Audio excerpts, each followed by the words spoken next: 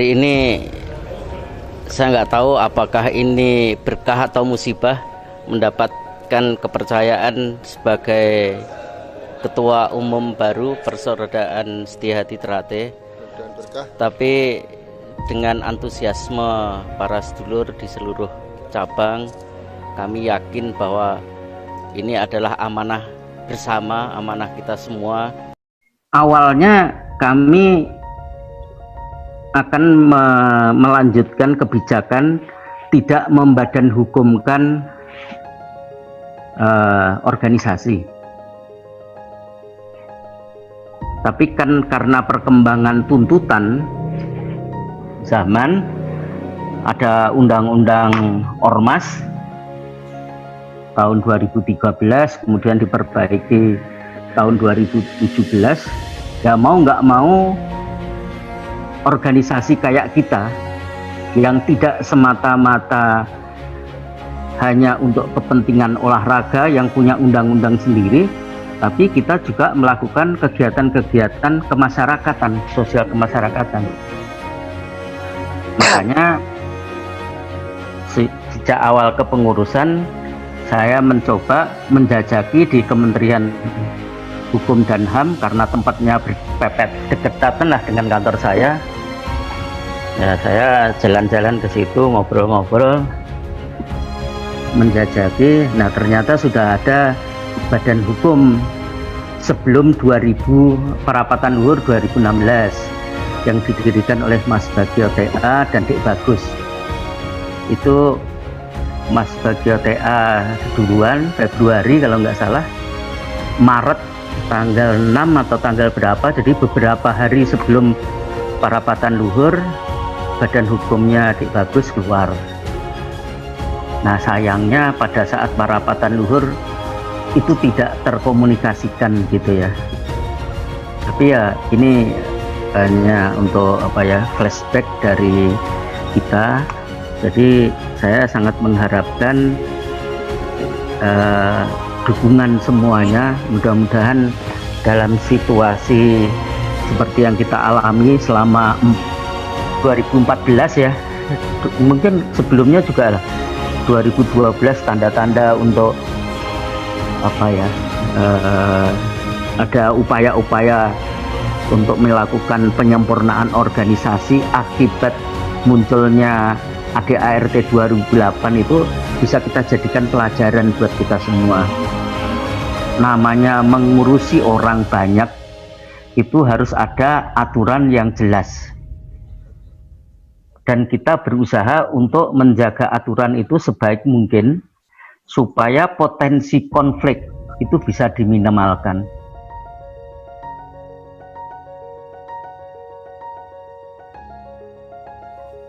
Kekisruhan ini kan terjadi akibat pelanggaran-pelanggaran terhadap aturan-aturan itu. Memang aturan yang kita buat, baik itu di ADART di 2016, itu belum sempurna. Itu sudah hasil kompromi yang luar biasa. Saya ditugasi Mas Maji menyiapkan ADART itu sejak 2014. Mundur, maju, mundur terus, disempurnakan, diadakan kelompok-kelompok diskusi. Ya itulah kompromi yang maksimal. Jadi kalau aturan hukum yang belum sempurna itu ya potensinya seperti sekarang ini. Tapi kembali kalau kita mengikuti mukadimah, yang dipentingkan itu sebetulnya persaudaraan. Jadi organisasi hanya sekedar itu kan, jangan sampai gara-gara organisasi kita justru memutuskan persaudaraan seperti yang terjadi sekarang ini.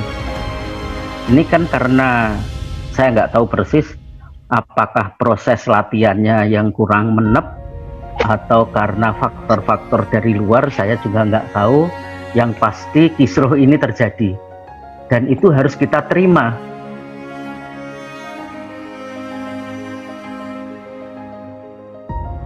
Ya saya nggak tahu, nggak bisa kita saling menyalahkan. Yang paling baik adalah ini kita jadikan pelajaran dan kita ikhtiari bersama-sama agar apa yang telah diperjuangkan oleh Mas Bagio TA, Mas Giarto, dan Mas Jakaria dan sedulur-sedulur itu ya bisa kita wujudkan, karena tujuan beliau-beliau namanya gerakan penyelamat organisasi kan pengen organisasi kita ini eksis, bisa berkembang lebih baik, sehingga ikhtiar kita bersama untuk mendidik warga agar berbudi luhur itu bisa kita wujudkan dengan baik.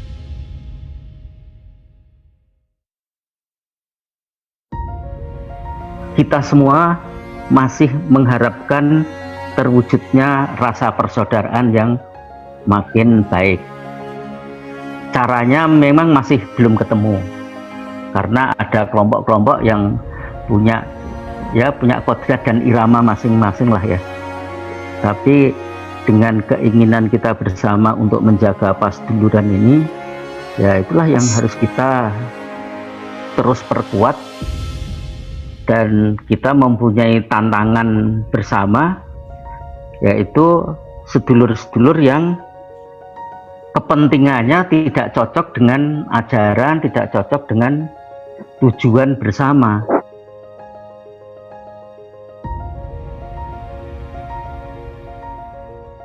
Tetap kita berupaya untuk menjaga kerukunan, mudah-mudahan lah pada saatnya pasti ada jalannya.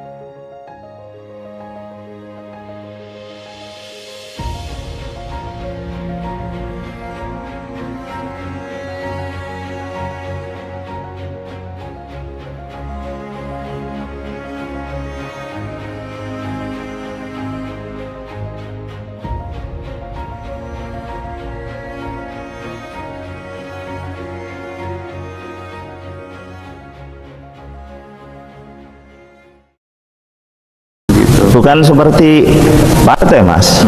Kalau partai itu kesepakatan dari bawah ya.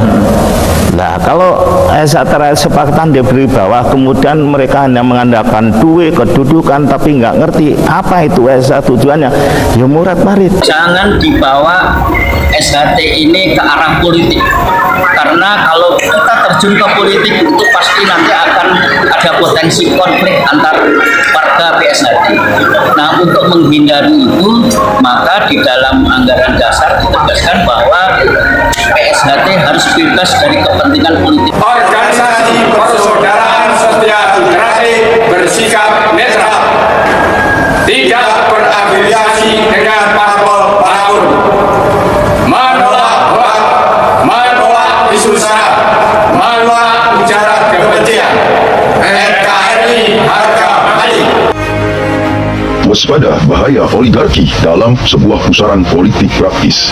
Jangan bawa PSHT ke dalam pusaran politik yang akan menyebabkan sebuah pertikaian antar insan, warga persaudaraan setia hati Trate.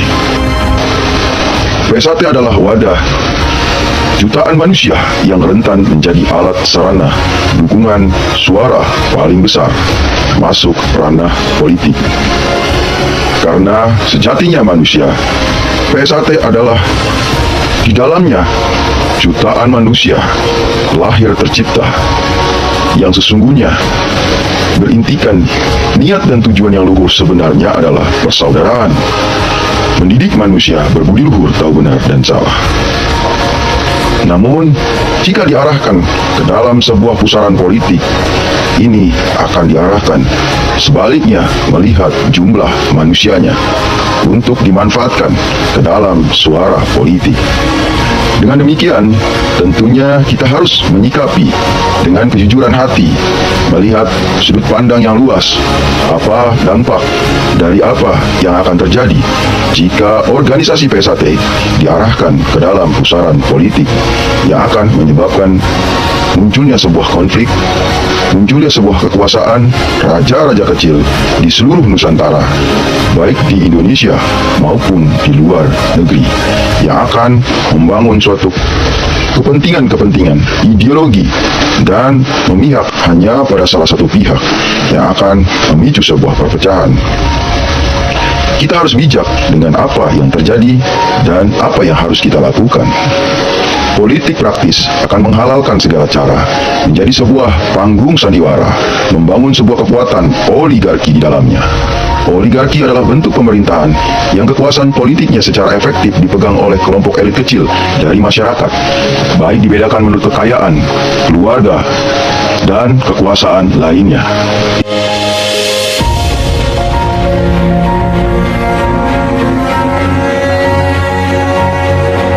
Dengan jumlah massa yang begitu banyak, dengan jumlah manusia di seluruh Indonesia rentan dimanfaatkan untuk kepentingan-kepentingan politik, diarahkan seluruhnya berdasarkan kepentingan itulah, berdasarkan sebuah kekuasaan dan kekayaan itulah, diarahkan kepada satu kepentingan politik, satu kekuasaan, dan suara terbanyak. Oligarki adalah struktur kekuasaan yang terdiri dari beberapa individu, elit, keluarga, atau perusahaan yang diizinkan untuk mengontrol suatu negara atau organisasi. Jadi, oligarki adalah struktur kekuasaan yang dikendalikan oleh pemerintah, sejumlah kelompok kecil maupun yang besar, yang dapat terkait dengan kekayaan, ikatan keluarga, bangsawan, kepentingan perusahaan, politik, atau kekuatan lainnya. Tentunya, ketika kita sikapi dengan kondisi yang terjadi, ketika ada ciri-ciri mendukung salah satu partai politik, membawa organisasi PSAT, ini adalah masuk dalam ciri-ciri perangkap oligarki yang tentunya akan diperdaya, diajak menjadi kekuatan sumber suara. Berbaik hati dengan kekayaan, dengan sesuatu, pemberian berupa uang, berupa hal lainnya, yang ternyata di balik itu ada unsur-unsur kepentingan yang menyelinap. Ini akan menghancurkan organisasi PSAT. Jika saat ini organisasi PSAT masih dalam nilai-nilai ajaran, sebuah nilai-nilai ajaran setia hati, mendidik manusia berbudi luhur tahu benar dan salah, ini adalah sebuah ajaran yang luhur, yang mengenal tentang Tuhan yang Maha Esa, perbuatan budi pekerti yang baik, yang luhur, yang ikhlas, menyebarkan energi positif, memayu hayone bawono, menciptakan perdamaian di seluruh dunia, menjadi manusia yang tahu benar dan salah. Sejatinya, PSAT adalah ilmu tentang keikhlasan yang lahir daripada leluhur, mengajarkan nilai-nilai kebaikan, mengutamakan persaudaraan di atas segalanya. Untuk itu, mari buka mata hati kita. Bersatu guyup rukun adalah keniscayaan dan harga mati. Jangan berpengaruh, jangan dipengaruhi oleh para segelintiran orang-orang atau kelompok kecil yang tujuannya adalah menduduki suatu kekuasaan dan kepentingan, bahkan dipengaruhi oleh oligarki yang mempunyai kekuasaan kekayaan dan keturunan-keturunan bangsawan maupun kekuatan-kekuatan elit yang mensuplai dana besar di dalamnya, sehingga dimanfaatkan kepentingan itu, bergerak di semua lini secara masif, memberikan doktrin secara masif, sehingga nilai-nilai luhur setia hati dapat luntur dengan sebuah niat-niat keburukan itu sendiri. Suryo Joyo Diningrat, Lekur Dening Pangastuti. Mari saudaraku, sebesar-besarnya sebuah kejahatan, keburukan, kekuatan apapun, niscaya akan kalah dengan kebaikan, budi pekerti yang luhur, ilmu setia hati yang menyelinap di dalam lubuk hati di mana sang mutiara bertahta, ilmu ajaran sang pencipta, mengenal perintah Tuhan yang Maha Esa, dan mengenal sebuah larangan yang harus dijalankan, dihindari dari Tuhan yang Maha Esa. Mari guyup rukun saudaraku, buka mata hati, kita adalah saudara satu sumpah, satu saudara. Mari jalankan sebuah nilai-nilai budi luhur, jalankan sebuah pancadasar persaudaraan, olahraga, bela diri, kesenian, dan kerohanian sebagai sebuah materi pembelajaran yang mengenal sisi baik tentang nilai-nilai budi luhur itu sendiri. Mari buka mata hati, wahai persaudaraan setia hati Trate, wahai insan manusia, wahai seluruh kadang warga, untuk menegakkan kebenaran di atas segalanya. Pancarkan sebuah ajaran cinta kasih sayang yang tulus untuk membangun kekuatan perdamaian yang abadi, kekuatan persaudaraan yang abadi di atas segalanya. Memayu hayuni bawono, bangun kekuatan asa asi asu untuk menyebarkan energi positif dengan selalu memberikan rasa cinta kasih, saling membina, merangkul, melindungi, menjaga antar saudara setia hati. Semoga PSAT guyup rukun di dalamnya, PSAT jaya selamanya. Selama matahari masih bersinar, selama bumi masih dihuni manusia, selama itu pula PSAT akan jaya selamanya. Salam persaudaraan, salam PSAT, dan Aliansa Warga PSAT tahun 2000.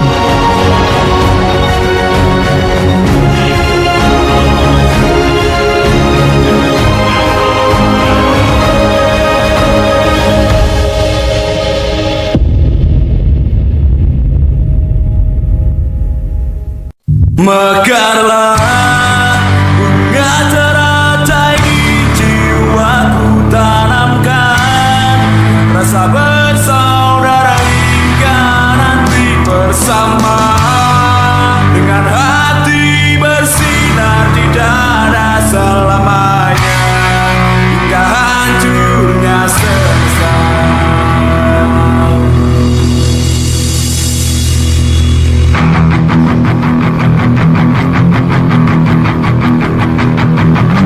Pun juga pihak seberang adalah saudara kita yang harus kita rangkul. Kita harus tetap pegang prinsip menang tanpa ngasorake.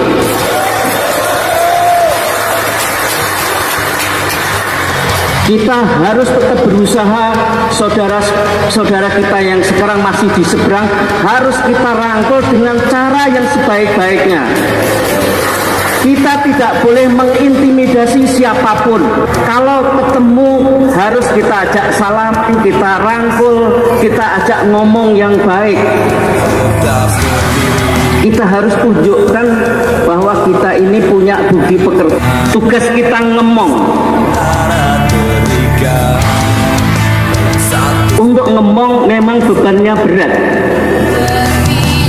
Terkadang kita harus menahan rasa malu. Apalagi kalau kita sudah mengikutkan gengsi kita. Kita tidak boleh menang-menangan, apalagi menang dengan saudara kita sendiri. Saudara-saudara kita ya saudara. Kita harus mong, kalau mereka lupa kita ingatkan. Kalau mereka ngajak berantem, ya ngapain berantem? Kita hindarin. Tugas kita sekali lagi gembong. Kita tidak ingin mencari kemenangan dengan siapapun, apalagi dengan saudara kita sendiri. Mari kita jaga agar pasgeluran ini tetap guyup rukun. Kita kedepankan cara-cara yang berbudi luhur, menang tanpa ngasorake, dan kalau perlu ngeluruk tanpa bolo ya nggak ada masalah. Ini yang harus kita lakukan.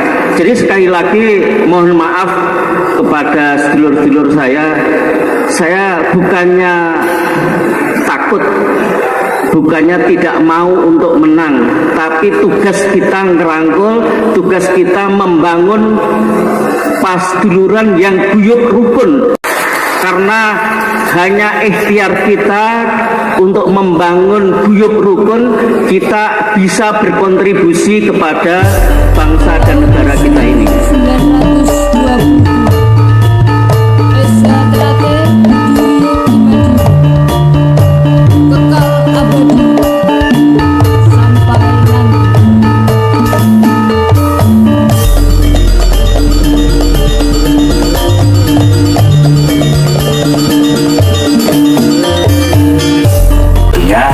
2020 menjadi perhatian seluruh pada warga dimanapun berada untuk selalu bisa melihat betul apa maksud daripada informasi tersebut dan jangan mudah terprovokasi.